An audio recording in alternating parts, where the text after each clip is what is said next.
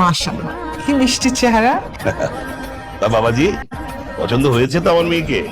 জি uncle, আলহামদুলিল্লাহ আমার খুব পছন্দ হয়েছে। আচ্ছা ভাই সাহেব, আমাদের কথাবার্তা তো সব ফাইনাল, তো আগামী শুক্রবার দিন বিয়ের ডেটটা ফাইনাল করলে আপনাদের কোনো অসুবিধা আছে? হ্যাঁ হ্যাঁ, কোনো সমস্যা নেই। তাহলে আমি আজকে আংটিটা পরে দিই আপা।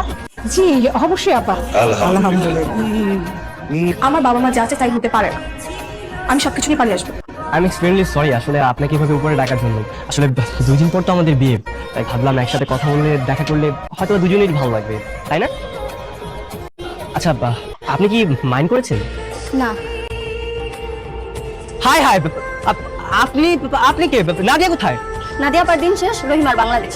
মানে আপা আপনার সাথে কথা বলার নাম করে ভাগছে। ভাগছে মানে? মানে পালাইছে। ভাই পেপার কিনবেন? হ্যাঁ, কত করে পেপার? 5 টাকা। নাদিয়া তুমি এখানে? কে নাদিয়া? আমি তো নাদিয়া না। নাদিয়া, এই নাদিয়া দাঁড়াও, নাদিয়া দাঁড়াও বলছি। হ্যাঁ আমি সেই নাদিয়া। তাহলে কি হয়েছে? আপনার সঙ্গে আমার এনগেজমেন্ট হয়েছে, বিয়ে তো হয়নি। তাহলে তুমি গতকালকে আমাকে দেখেও না দেখার অভিনয় করেছো কেন? আমার ইচ্ছা হচ্ছে তাই করেছি। আপনার কি তাতে? আর আপনি বা আমার সঙ্গে এত কথা বলছেন কেন? কে হন আপনি আমার? দেখো আমার সাথে এরকম রাগারাগি করবে। তোমার সাথে আমার অলরেডি এনগেজমেন্ট হয়ে গেছে, আর সেই দিন তুমি তোমার বয়ফ্রেন্ডের হাত ধরে পালিয়ে গেছো। হ্যাঁ ভালো করেছি। আচ্ছা সে কোথায়? তোমার বয়ফ্রেন্ডের সাথে যে এসেছো সে কোথায়? হ্যাঁ, তুমি একটা শিক্ষিত মেয়ে হয়ে এরকম রাস্তাঘাটে পেপার বিক্রি করছো কেন? কি হয়েছে তোমার, আগে বলো। আপনি শুনে কি করবেন?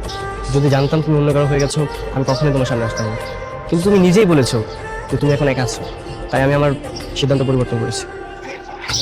কি সিদ্ধান্ত? আমি তোমাকে নিয়ে যেতে চাই, তোমাকে তোমার মা বাবার কাছে যেতে হবে।